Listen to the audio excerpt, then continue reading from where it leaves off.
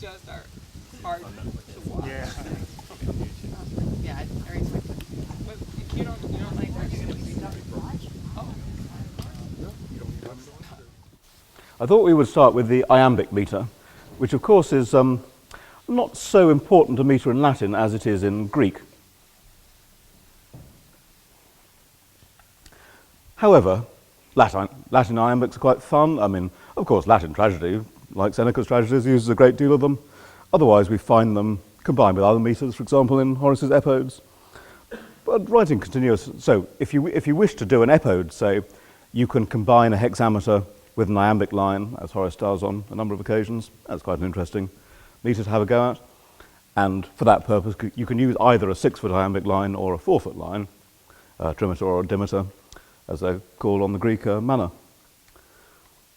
The iambic trimeter then, Cinaris if you like, but it's more a term of earlier Latin. And I'm not suggesting at this point how to imitate the early Roman comedies. I myself don't really understand the meters of Plautus and Terence very well. And of course, it's possible to study them, possible to imitate them. That's not what I'm going to talk about today. What I'm going to talk about is the later iambic line, as used by some ancient poets, Horace, Seneca, for example, and as used by quite a lot of Renaissance poets. So this is the basic iambic trimeter. Now, with iambic verse, you've got something rather different in terms of sound. And the basic iambic foot is, of course, short, long. So rather than the falling meters that we're so far familiar with, this is a rising one, starting with a short, then followed by a long, and keeping that going throughout the line. So a really pure iambic line consists of 6 iambic feet. And of course, this is a very difficult meter to write in if you don't allow any variations at all. Last syllable, of course, never matters or is ambiguous.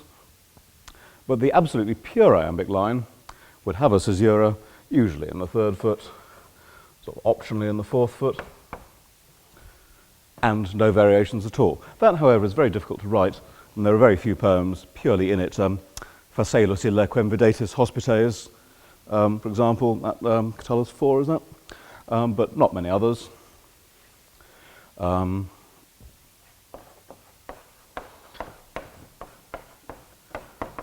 Facelus ille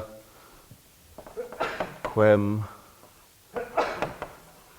videtis hospites. You can see that, and he keeps it up throughout the poem. You can see that in every place he does have shorts where he needs a short in the 1st foot.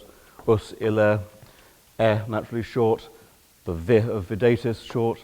The is short before a vowel. H, of course, doesn't count as a consonant. So that is a pure iambic line. However, what I suggest we write are normal iambic lines. I mean, purity is not really normal, is it? So let's have a bit of iambic line with variations. And the variations that are normal in Latin are much the same as the variations that are normal in Greek. And I think actually imitating the method of Greek tragedy is quite sensible here for Latin iambic writing. The main variations are spondees allowable in the 1st, the 3rd, and the 5th foot. So bear in mind that it's called a trimeter for a reason. That is 6 feet, obviously, but 3 metrical units, or metra.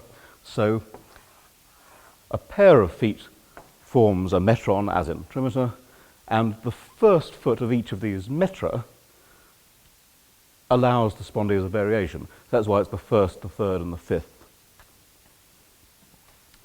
And that is by far the most common variation and is totally normal. The other ones are a bit weirder and best not done too often because they do tend to disrupt the iambic line a bit. You can have dactyls if you feel like it.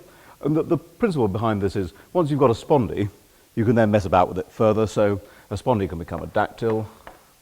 It can also become an anapaest. Dactyl, long, short, short, anapaest, short, short, long. So you can do quite a lot of things really with the iambic meter. It is in that way flexible. Certainly in the 1st foot that's okay. In the 3rd it's sort of okay. In the 5th it's getting a bit less okay, but people occasionally do it. I mean, there's an issue with Renaissance Latin writers whether the 5th foot anapaest really is acceptable, and it's best not done, I think, unless you've got a name that fits particularly well in it. The other variation that is also common in Greek tragedy is the tribrach, three shorts. So if you've got a word with three short syllables in it, which of course is impossible without elision or use of the two-consonant rule in dactylic hexameters, you can use it in iambic verse, so it is in that sense more flexible. And tribrachs are allowed in the first 4 feet. In other words, the spondees, dactyls, and anapaests are not allowed in the second and fourth, but you can have a tribrach if you want, say in the second and in the fourth. So what are the difficulties of this meter from a practical point of view?